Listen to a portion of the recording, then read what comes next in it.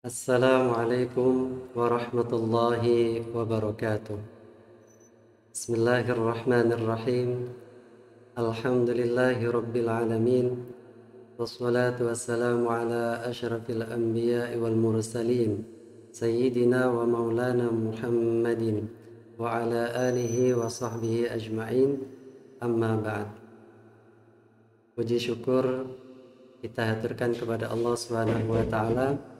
Kita panjatkan kepada Allah Subhanahu wa taala atas limpahan karunia, dengannya kita dapat menjalankan aktivitas kita dengan baik. Salawat serta salam senantiasa kita aturkan kepada baginda Rasulullah Muhammad sallallahu alaihi wasallam yang kita jadikan suri tauladan dalam segala aktivitas kita. Mudah-mudahan kita dapat mencontoh beliau dengan sebaik mungkin dalam segala aktivitas kita. Amin ya rabbal alamin. Saudara-saudara yang saya hormati dan insya Allah dimuliakan Allah Subhanahu wa taala, pada kesempatan yang baik ini perkenankan saya untuk menyampaikan beberapa hal berkenaan dengan ilmu hadis pada sebuah kitab yang dikarang oleh Manna Al-Khalil Al-Qattan. Beliau merupakan ulama keturunan atau berkeluarga negaraan Mesir yang berdomisili di Arab Saudi dan mengajar di salah satu perguruan tinggi di Saudi. Beliau memiliki beberapa karya buku, diantaranya yaitu buku ini Ulumul Hadis atau Al-Mabahith fi Ulumil Hadis. Di buku ini beliau menjelaskan beberapa poin dan pembahasan berkenaan dengan al-hadis, diantaranya yaitu dimulai dari pengertian apa itu hadis nabawi. Setelah itu ada pembahasan berikutnya berupa as-sunnah dan kedudukannya dalam hukum Islam. Ada lagi penulisan hadis dan kodifikasi hadis Rasulullah Sallallahu Alaihi Wasallam. Dilanjutkan beberapa pembahasan berkenaan dengan ilmu hadis. Ada ilmu rijalil hadis, ada ilmu jarh wa ta'dil, gharib al-hadith, ilalil hadith, mukhtalif al-hadith wa mushkilih, mustalah al-hadith, bahkan sampai ke bagaimana kita ketika ingin mencari sebuah hadis yang kita sebut dengan takhrijul hadith. Baik, para sahabat yang dimuliakan Allah Subhanahu wa taala, untuk mengawali pembahasan ini, pengarang memulai dari pengertian al-hadis. Sebelum masuk ke pengertian al-hadis, Syekh Manna Khalil Al-Qattan menjelaskan pentingnya memperhatikan hadis Rasulullah Sallallahu Alaihi Wasallam. Jadi ulama muslimin selain beliau-beliau ini memperhatikan Al-Quranul Karim sebagai sumber utama Islam, beliau-beliau juga memperhatikan hadis Rasulullah, di mana hadis Rasulullah mempunyai peran yang sangat besar setelah Al-Quran. Di antara perhatian para ulama terhadap hadis Rasulullah ini, para ulama kita mulai dari sahabat, bahkan dilanjutkan oleh para tabi'in dan tabi'in, begitu juga ulama-ulama setelahnya, itu sangat antusias sekali untuk menjaga kemurnian hadis Rasulullah Shallallahu Alaihi Wasallam, dan Rasulullah sangat menganjurkan untuk kepada sahabatnya, kepada para sahabat beliau, untuk mendengarkan hadis beliau, menghafal, bahkan menyampaikan hadis beliau kepada orang-orang setelahnya, dikarenakan peran hadis yang begitu luar biasa. Untuk diantaranya ada yang menjelaskan Al-Quran yang ayat-ayatnya masih mujmal atau masih umum dan global. Ada lagi pembatasan, bahkan sampai ada beberapa hadis itu yang memberi hukum baru terkait dengan permasalahan atau satu permasalahan. Jadi di kitab setelah menjelaskan dan menguraikan betapa pentingnya memperhatikan hadis Rasulullah, di kitab Mabahith fi Ulumil Hadis ini dijelaskan pengertian al-hadis, baik itu secara etimologis maupun terminologis. Jadi secara etimologis yang dinamakan al-hadis yaitu sesuatu yang baru, itu namanya al-hadis. Atau hadis itu sesuatu yang dibicarakan atau disampaikan kepada orang lain, itu dinamakan al-hadis juga secara etimologis. Sedangkan secara terminologis yaitu segala sesuatu yang datang dari Rasulullah, baik sabda beliau, perbuatan, ketetapan, sifat yang berkenaan dengan perilaku beliau, maupun karakteristik beliau dilihat dari postur beliau, itu masuk kategori hadis,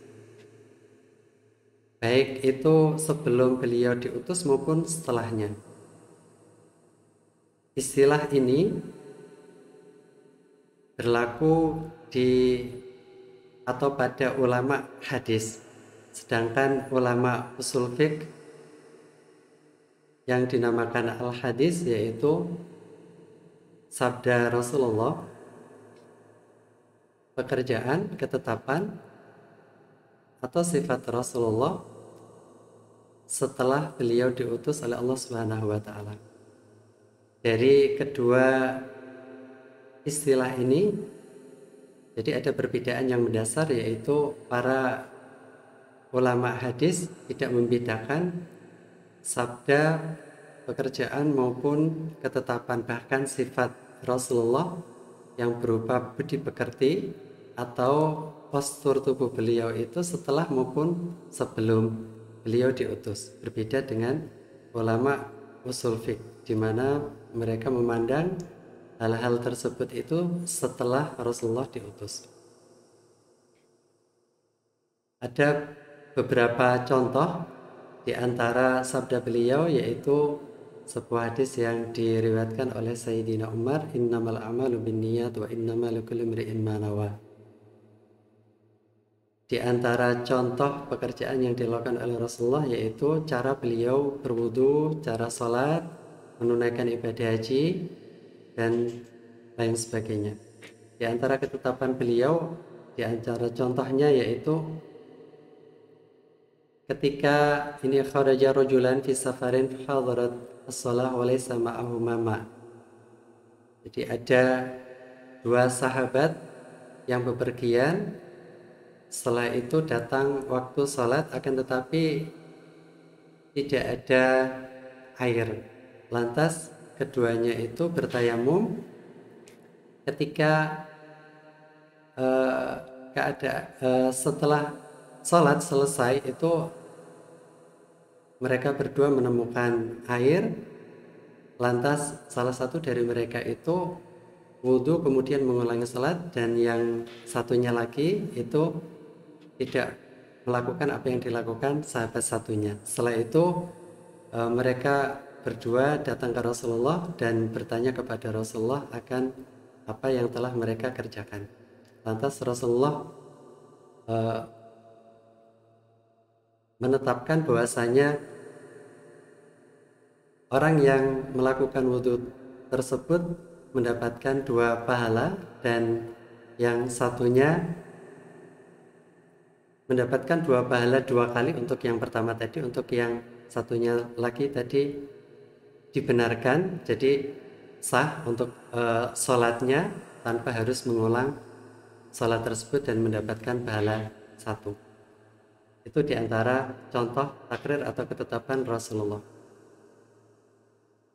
Untuk contoh hadis berupa sifat atau sejarah Rasulullah, yaitu ini ada salah satu riwayat, sa'ala rajulun al-barra akana wajhu rasulillahi mithl saif, apakah wajah Rasulullah itu seperti pedang? Lantas Al-Barra menjawab, la mithlul qamar, wajah beliau itu seperti rembulan, jadi teduh dan menenangkan. Di hadis yang lain, lam yakun Rasulullahi bil qasiri wala bitawil, Rasulullah itu tidak pendek dan tidak tinggi. Setelah itu ada hadis lagi di antara syama'il atau akhlak Rasulullah, ma ra'ani Rasulullah mundu aslamtu illa tabassama fi wajhi, saya tidak pernah melihat Rasulullah sejak saya masuk Islam kecuali beliau itu senyum kepadaku. Ini di antara beberapa jenis hadis, baik itu perkataan, perbuatan, ketetapan maupun sifat yang melekat pada Rasulullah. Lantas kita mungkin pernah mendengar ada istilah al-khobar. Di sini ada perbedaan antara al-khobar dengan al-hadis. Ada satu versi yang menyamakan. Al-khobar itu mempunyai 3 makna secara istilah. Yang pertama yaitu ia sinonim dengan al-hadis, jadi artinya sama secara istilah, yaitu tadi sabda atau sabda Rasulullah, perbuatan, ketetapan, dan sifat Rasulullah itu sama dengan al-khobar. Tapi ada arti lain, yaitu tidak sama dengan al-hadis, di mana al-hadis yaitu sesuatu yang datang dari Rasulullah, sedangkan al-khobar itu perkataan,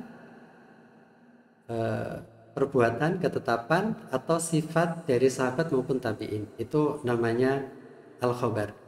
Ada lagi bahwasanya al-khobar itu istilah yang ketiga, lebih umum daripada hadis, di mana al-hadis itu sesuatu yang datang dari Rasulullah, sedangkan al-khobar yaitu sesuatu yang datang baik dari Rasulullah maupun dari selain Rasulullah, apakah sahabat atau tabi'in. Ada lagi istilah yang hampir mirip dengan al-hadis selain al-khobar, yaitu al-athar. Al-athar secara istilah yaitu ada 2 makna. Yang satu sinonim dengan hadis seperti al-khobar, jadi artinya sama persis dengan al-hadis.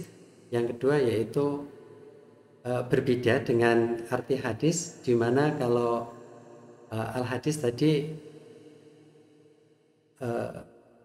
maknanya yaitu perkataan atau sabda Rasulullah, perbuatan Rasulullah, ketetapan maupun sifat, sedangkan al-athar itu selain Rasulullah, yaitu sahabat maupun tabi'in. Itu namanya al-athar. Jadi terkadang al-athar sama al-khobar itu sama. Bahkan al-athar, al-khobar terkadang mempunyai makna sama dengan al-hadis menurut sebagian orang.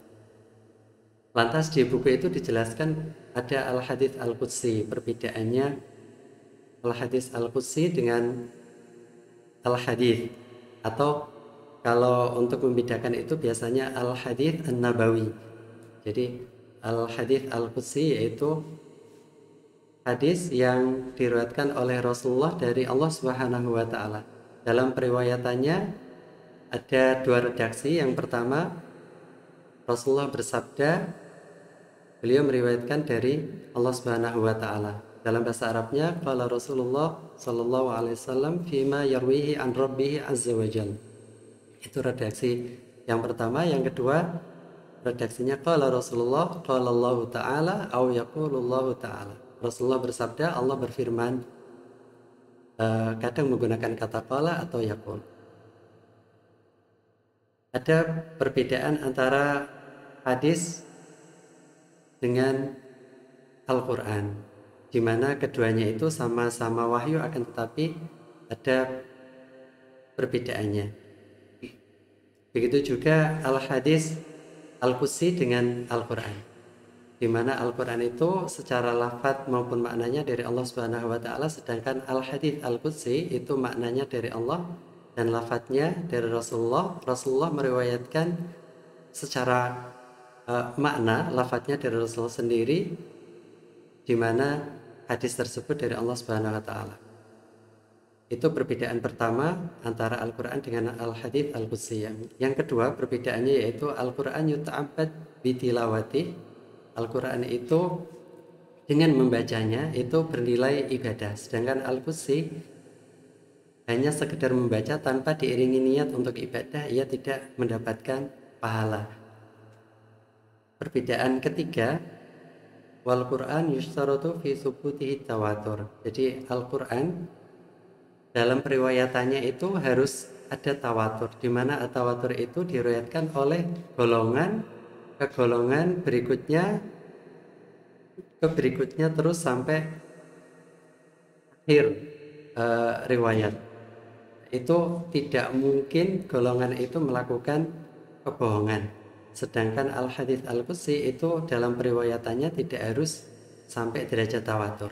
Jadi hadits qudsi itu ada yang mutawatir, ada yang istilahnya nanti al-ahad atau al-ahadi. Setelah itu di buku dijelaskan juga perbedaan antara hadits qudsi dengan hadits nabawi, di mana kalau hadits qudsi tadi disinggung yaitu Rasulullah meriwayatkan sebuah hadis dari Allah Subhanahu wa taala, sedangkan hadis nabawi yaitu betul-betul dari beliau walaupun sama-sama wahyunya. Jadi beliau dalam ini tidak meriwayatkan bahwasanya ini hadis dari Allah Subhanahu wa taala, tidak seperti itu. Berbeda dengan hadis al-qudsi di mana Rasulullah ketika meriwayatkan itu Rasulullah bersabda qala Allah taala atau yaqulullah taala, atau jadi bima yarwihi an rabbihi azza wajal. Berbeda dengan hadis nabawi di mana Rasulullah langsung menyampaikan sabda beliau itu tanpa ia menyampaikan bahwasanya sabda itu dari Allah Subhanahu wa taala. Pembahasan berikutnya yaitu as-sunnah. Ada istilah lagi selain al-hadis, al-khobar, al-athar, itu ada istilah as-sunnah dan kedudukannya dalam pengambilan hukum Islam. Sebelum membicarakan kedudukan as-sunnah dalam pengambilan hukum Islam, penulis menjelaskan definisi as-sunnah itu apa, baik itu secara etimologis maupun secara terminologis. Secara etimologis yang namanya sunnah yaitu at-thariqah was-sirah. Jadi bisa dikatakan jalan, teknik, atau as-sirah, sejarah seseorang. Baik itu yang terpuji maupun yang tercela itu dinamakan as-sunnah, jamaknya sunan. Untuk makna istilah atau secara terminologisnya dinamakan as-sunnah. Di sini ada beberapa pendapat, di antaranya as-sunnah menurut para fuqaha yaitu hukum dari Rasulullah SAW selain wajib seperti yang kita ketahui dari hukum taklif yang ada 5, ada wajib, sunnah, haram, makruh, dan mubah. Itu yang dinamakan sunnah menurut para fuqaha. Sedangkan menurut para ahli usul fiqh yang namanya as-sunnah yaitu ma sudira an Rasulullah, segala sesuatu yang keluar dari Rasulullah, baik itu sabda beliau tadi, perbuatan, ketetapan maupun sifat selain Al-Quran, itu yang dinamakan as-sunnah. Bahkan ahli usul fiqh tadi membatasi yaitu setelah beliau diutus oleh Allah. Sedangkan as-sunnah menurut para ahli hadis yaitu segala sesuatu yang dari Rasulullah, baik itu sabda beliau seperti hadis persis tadi ya, maupun perbuatan, ketetapan, sifat beliau atau sejarah beliau, itu masuk kategori as-sunnah. Jadi persis dengan hadis. Bahkan tadi kalau kita merujuk ke awal yang namanya hadis, yaitu tidak harus Rasulullah itu setelah diutus. Jadi sebelumnya pun masuk kategori as-sunnah seperti halnya al-hadis itu. Dari sini mungkin yang berbeda istilah para fuqaha itu, as-sunnah dengan al-hadis. Jadi tidak dijumpai pada hukum taklif itu al-hadis, adanya hanya as-sunnah itu saja. Jadi untuk hadis maupun sunnah itu sama, istilah yang digunakan baik para ahli usul fiqh maupun para ahli hadis. Setelah itu ada pembahasan hijiyah as-sunnah, atau sunnah itu dijadikan dalil dan kedudukan as-sunnah dalam menentukan hukum Islam. Jadi para ulama muslimun itu bersepakat bahwasanya as-sunnah itu mempunyai kedudukan setelah Al-Quran dalam penetapan hukum Islam. Ada beberapa dalil yang mendasari itu, diantaranya dalil dari Al-Quran, yaitu firman Allah, wa ma atakumur rasulu fakhudhuhu wa ma nahakum anhu fantahu. Apa saja yang datang dari Rasulullah ambillah, dan apa yang dilarang oleh Rasulullah berhentilah atau jauhilah. Dan ada ayat-ayat yang lain, diantaranya ya ayyuhalladzina amanu athi'ullah wa athi'ur rasul. Sedangkan menurut para sahabat, di mana as-sunnah itu merupakan sumber kedua setelah Al-Quran, yaitu bahwasanya sahabat itu menjalankan perintah Rasulullah maupun larangannya, dan beliau-beliau tidak membedakan antara hukum yang langsung dari Al-Quran maupun yang langsung keluar dari Rasulullah selain Al-Quran. Karena Allah SWT berfirman, wa ma yantiqu anil hawa in huwa illa wahyu yuha. Jadi yang keluar dari Rasulullah semuanya itu tidak ada yang dari hawa nafsu, semuanya wahyu dari Allah Subhanahu wa taala. Yang dimaksud di sini yaitu hadis-hadis itu sendiri. Setelah itu ada alasan lain kenapa as-sunnah itu menjadi dalil setelah Al-Quran, dikarenakan tadi disinggung di awal, ada beberapa perintah Allah yang mujmal, tidak mungkin bisa dikerjakan tanpa adanya penjelasan dari hadis, diantaranya yaitu pelaksanaan sholat, setelah itu tata cara wudhu, zakat, bahkan puasa dan haji. Itu untuk tata cara teknisnya dijelaskan melalui al-hadis, termasuk kalau sholat itu bahkan sampai waktu sholat 5 waktu itu dijelaskan di hadis, tidak dijumpai dalam Al-Quran.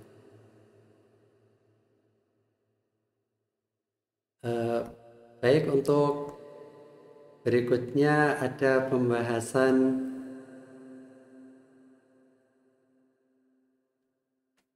Kitabatul Hadits An-Nabawi wa Tadwinuhu. Jadi penulisan hadis maupun kodifikasinya. Jadi pada zaman Rasulullah masih hidup itu, selain sahabat-sahabat sebagian yang diperintahkan menjadi sekretaris untuk Rasulullah ya, untuk menulis Al-Quran, itu ada beberapa sahabat yang menulis hadis Rasulullah.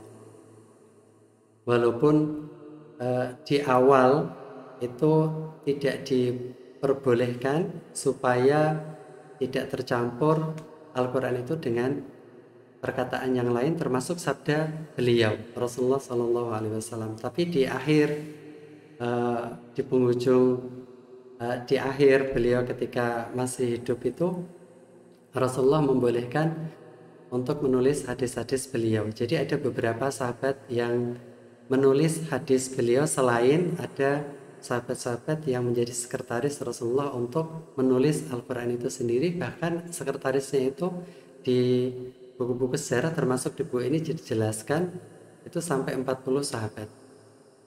Selain 40 itu ada beberapa sahabat yang menulis hadis ya, tidak menulis Al-Quran ya, tapi menulis hadis. Di antaranya yaitu sahabat Abdullah bin Amr bin As. Ini yang paling banyak menulis hadis Rasulullah di sahifah atau di lampiran-lampiran itu. ada beberapa riwayat memang yang tidak membolehkan menulis hadis, di antaranya la taktubu anni wa man kataba anni ghairal qur'ani fal yamhuhu. Jadi jangan menulis dariku, dan barang siapa yang menulis dariku selain Al-Qur'an maka hendaklah ia menghapus. Wa hadithu anni wala haras, dan riwayatkanlah hadis dariku, itu tidak masalah, tapi jangan sampai menulis selain Al-Quran. Itu ada riwayat semacam itu. Ada beberapa riwayat lain dan diriwayatkan oleh Abu Hurairah juga yang senada, itu riwayat yang tidak membolehkan. Tapi ada juga riwayat yang tadi yang tidak membolehkan, sekarang yang membolehkan, yaitu riwayat dari Abdullah bin Amr bin As, di mana beliau sendiri itu yang banyak sekali, atau sahabat yang paling banyak menulis hadis-hadis Rasulullah. Di antaranya ketika beliau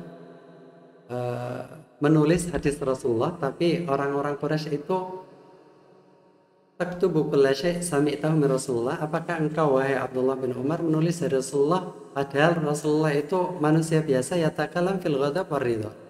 Kadang ia mengatakan sesuatu dalam keadaan marah maupun dalam keadaan senang.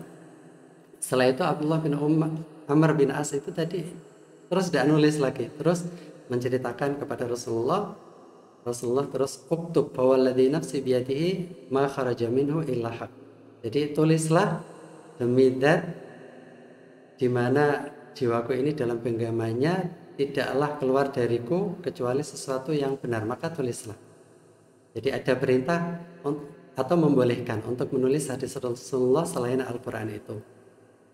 Begitu juga ada beberapa riwayat yang senada dengan hadis yang disampaikan oleh Abdullah bin Umar. Di sini ada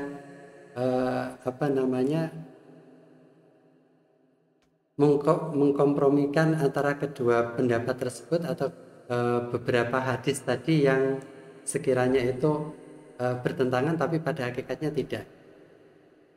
Yang pertama, alasannya kenapa kok ada hadis yang melarang untuk menulis selain Al-Quran pada zaman Rasulullah, itu dikarenakan khawatir ketika bercampur dengan Al-Quran.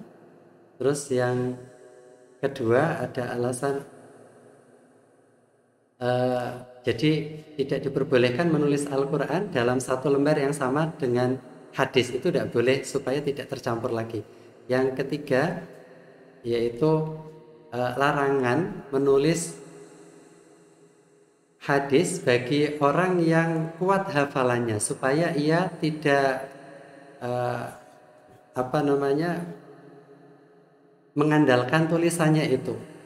Bagi orang yang lemah hafalannya, ada cerita, yaitu ada salah satu sahabat namanya Abu Syah, ya, itu hafalannya lemah karenanya, dan beliau itu Abu Syah, sahabat ini meminta izin Rasulullah untuk menulis sabda Rasulullah selain Al-Quran itu untuk digunakan pegangan hidup, dan Rasulullah akhirnya menyuruh salah satu sahabat untuk membantu Abu Syah ini menulis hadis beliau. Nah, ini penggabungan antara kedua pendapat tadi yang kelihatannya seperti bertolak belakang. Nah, ini terkait dengan penulisan hadis. Terus kapan kodifikasi hadis itu? Jadi selain penulisan hadis itu ada kodifikasi hadis. Jadi kodifikasi hadis itu muncul pada era Khalifah Umar bin Abdul Aziz. Tapi sebelum beliau, pada era Khalifah Umar bin Khattab ini punya inisiasi untuk mengkodifikasikan hadis. Akan tetapi mengingat tadi sabda-sabda Rasulullah, khawatir kalau bercampur dengan Al-Quran pada era Sayyidina Umar. Akhirnya beliau mengurungkan inisiatifnya ini untuk mengkodifikasikan hadis. Dan alhamdulillah pada era Umar bin Abdul Aziz ini, ketika alasan-alasan yang pada masa Sayyidina Umar bin Khattab ini sudah hilang, di mana banyak sekali para penghafal Al-Quran dan sudah dibukukan Al-Quran di satu mushaf. Nah ini dan ada alasan-alasan yang lain, diantaranya yaitu khawatir kalau banyak hadis yang hilang. Begitu juga banyaknya para pembuat hadis palsu pada era Sayyidina Umar bin Abdul Aziz, akhirnya beliau memerintahkan salah satu ulama yang terkenal diantaranya Abu Bakar Muhammad bin Amr bin Hazm, dan satunya lagi ada Muhammad bin Syihab.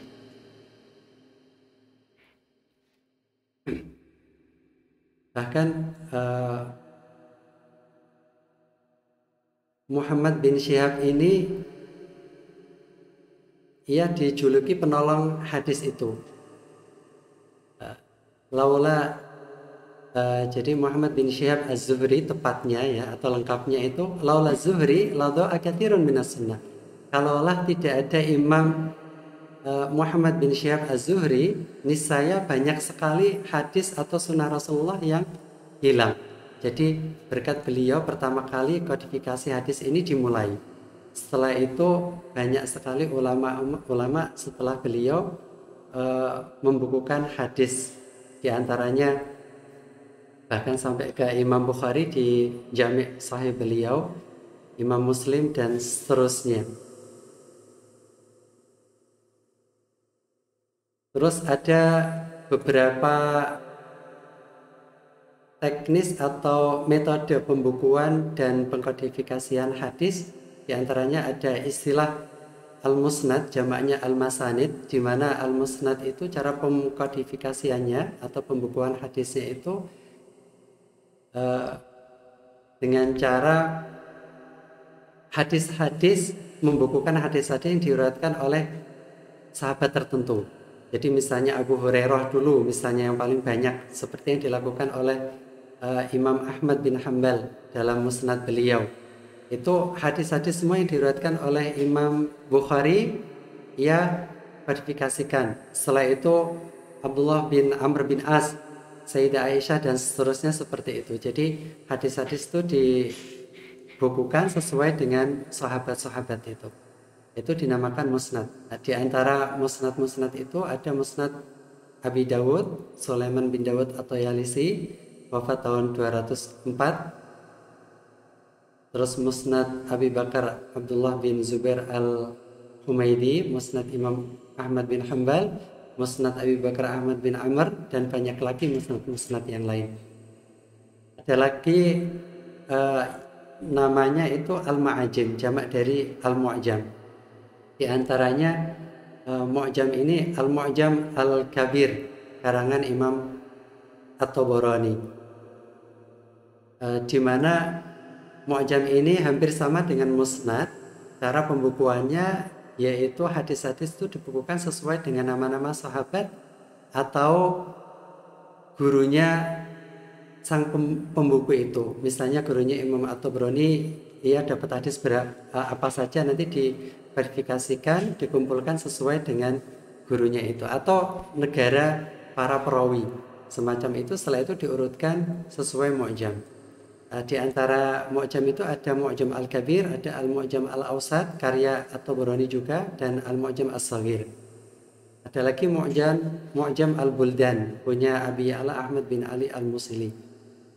Nah, itu dua cara. Terus ada cara yang ketiga, yaitu at-tasnif ala abwabiddin kullihi kal jawami, yaitu cara pembukuannya sesuai dengan pembahasan agama, mulai dari akidah, fikih.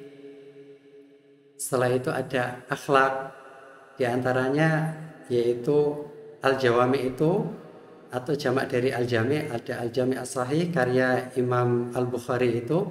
Jadi di kitab al-jami as-sahih punya Imam al-Bukhari ini, cara pembukuannya diurutkan sesuai pembahasan agama, dimulai dari akidah, setelah itu pembahasan fikih,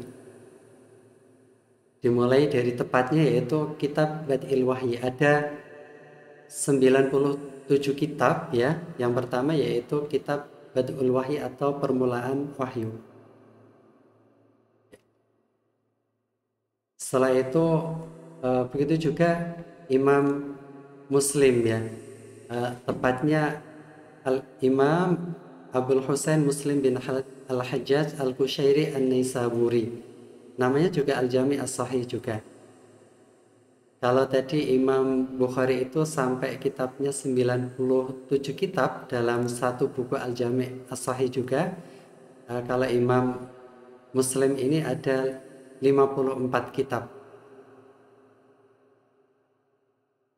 Untuk derajatnya menurut jumhurul ulama, Imam Al-Bukhari atau Sahih Imam Bukhari itu nomor satu setelah sebelum Imam Muslim.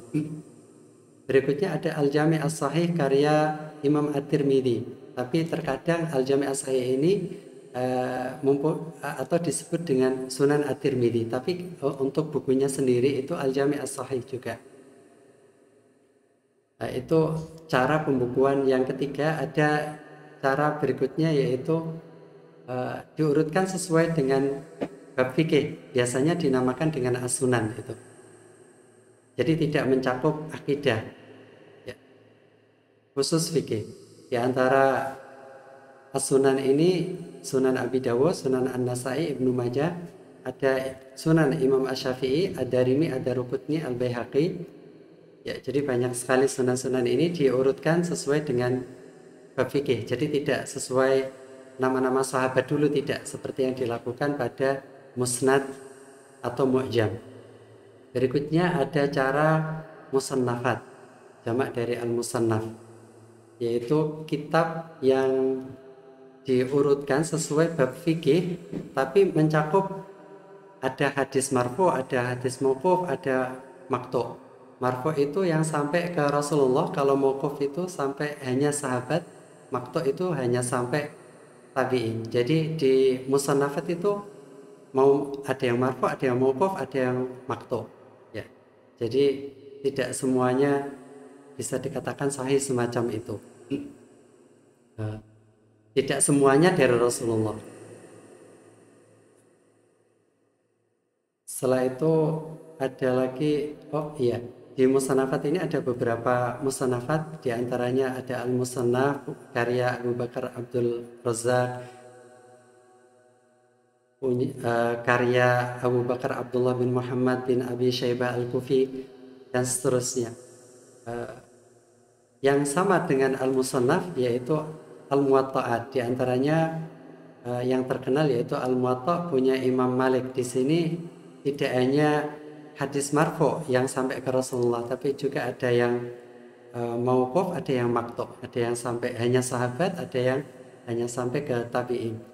Dan Muwatta itu tidak hanya nama untuk buku atau kitab Imam Malik saja, ada yang dikarang oleh Ibnu Abi Dhi'ib Muhammad bin Abdurrahman Al-Madani, ada lagi punya Abu Muhammad Abdullah bin Muhammad Al-Marwazi, di antaranya itu Al-Muwatta'at.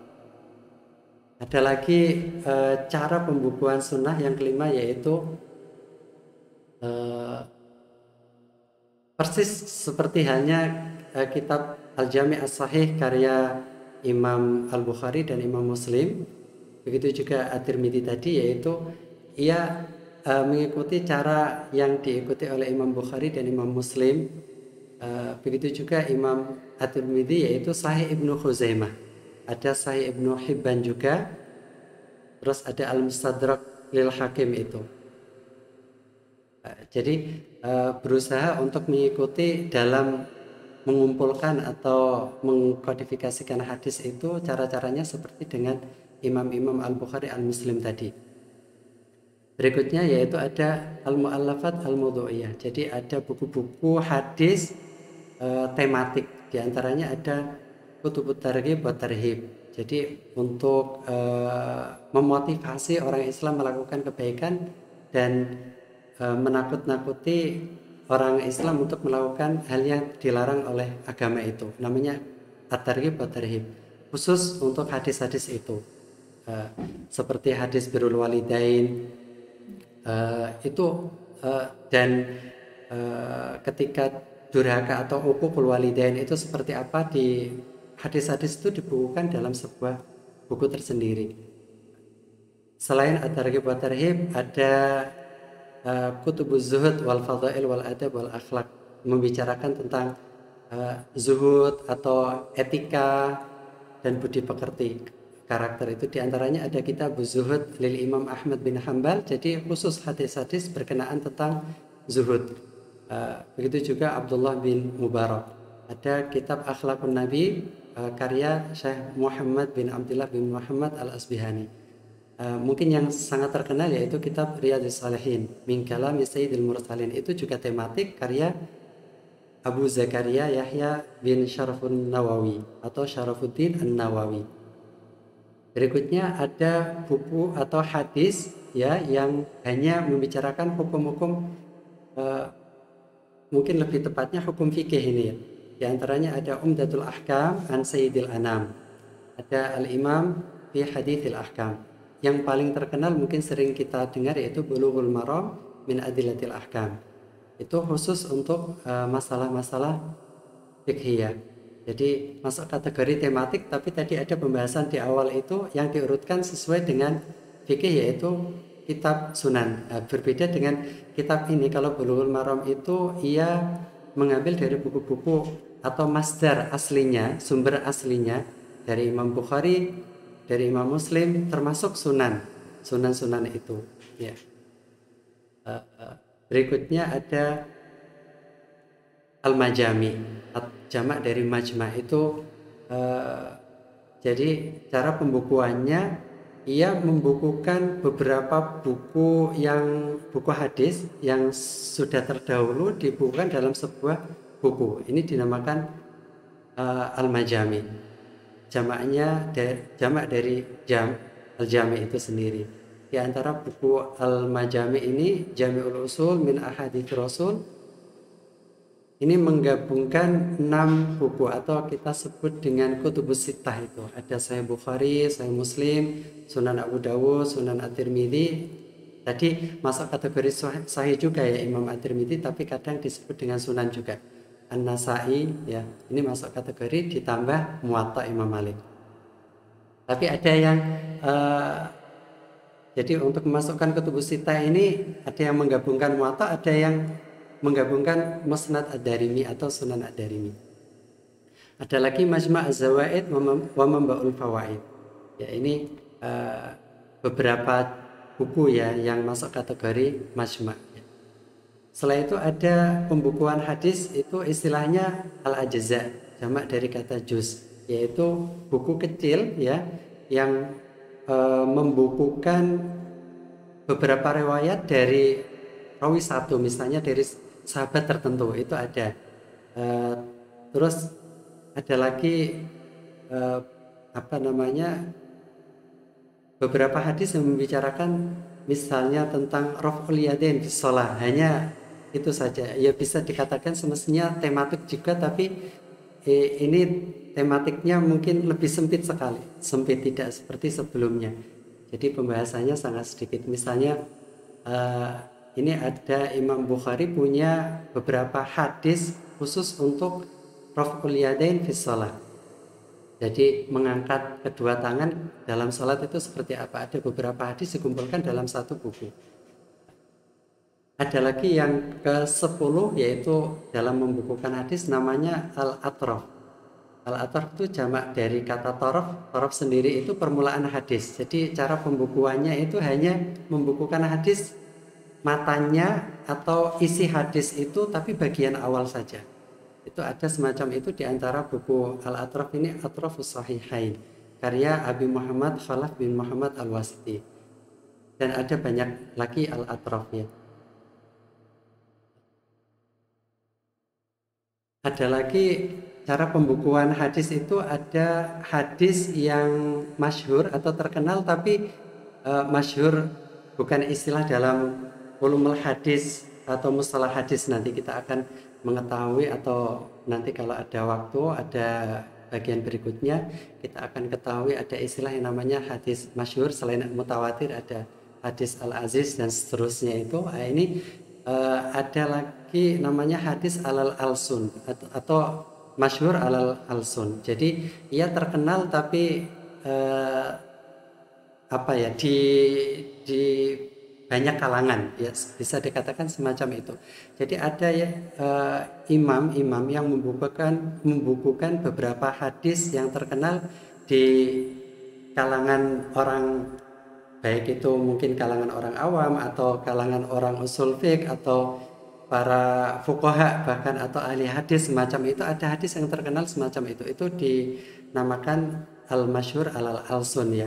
Ada beberapa hadis yang dibukukan sesuai dengan kemasyhuran hadis tersebut. Di antaranya al-la'ali al-manthurah fil ahadits al-masyhurah.